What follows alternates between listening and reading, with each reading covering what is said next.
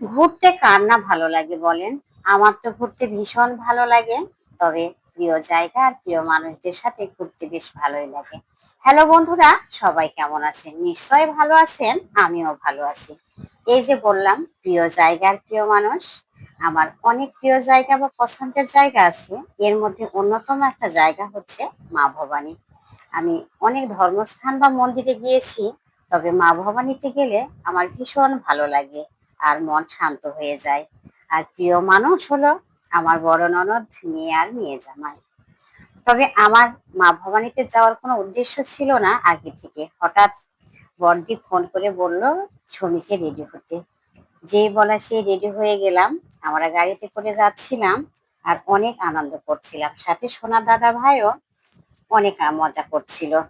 রাস্তার বাইরের পরিবেশটা এত সুন্দর যে ক্যামেরা বন্দি না করে পারলাম না।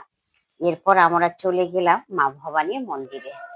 মন্দিরে গিয়ে সর্বপ্রথম মাকে দর্শন করলাম। মন্দিরের ভেতরে পরিবেশটা ভীষণ সুন্দর। সেখানে শিবলিঙ্গ আছে। কয়েকটা মন্দির ঘুরে ঘুরে দেখলাম আর ভক্তি ভরে প্রণাম করলাম। তবে মা ভবানীতে যাওয়ার একটা উদ্দেশ্য ছিল, সেটা হলো পূজা দেওয়া। মেয়ে আর মেয়ে জামাই পূজা দিল। পূজায় ফুল ফল বস্ত্র সিঁদুর আলতা ডাব আর মা ভবানীর স্পেশাল সন্দেশ ভোগ। ঠাকুর সুন্দরভাবে পূজা দিয়ে দিল। তারপর মন্দিরের সাইডে ধূপকাঠি আর মোমবাতি জ্বালিয়ে দেওয়া হলো। মানে সেখানে জ্বালিয়ে দিতে হয়, সেটা দেওয়া হলো। তবে আমি কোনো পূজা করতে পারিনি, কারণ সম্প্রতি আমার শ্বশুর মশাই মারা গিয়েছে। 1 বছর না হলে আমি কোনো পূজা দিতে পারবো না। পূজা শেষে মাকে ভক্তি ভরে প্রণাম করলাম। তারপর কিছুক্ষণ বসেছিলাম মন্দিরে। আমরা বসে বসে অনেক গল্প গুজব করছিলাম। এরপর প্রসাদ গ্রহণ করলাম।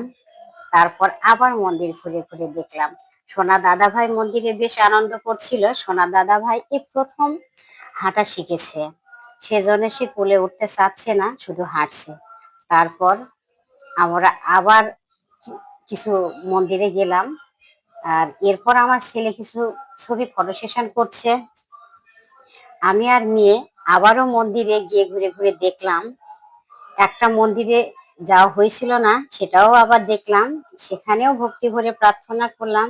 এরপর মন্দির থেকে বের হয়ে হলাম। মন্দিরের বাইরে অনেক দোকানপাট ছিল। আমরা ঘুরে ঘুরে দেখলাম আর টুকিটাকি কিছু জিনিস কিনলাম। এরপর বাড়ির উদ্দেশ্যে রওনা হলাম। তো সে পর্যন্ত সবাই ভালো থাকবেন, সুস্থ থাকবেন আর আমাদের জন্য বেশি বেশি আশীর্বাদ করবেন। ধন্যবাদ সবাইকে পরবর্তী ভিডিও দেখার জন্য। প্রত্যেককে আবারও অশেষ অশেষ ধন্যবাদ জানাচ্ছি। Thank you.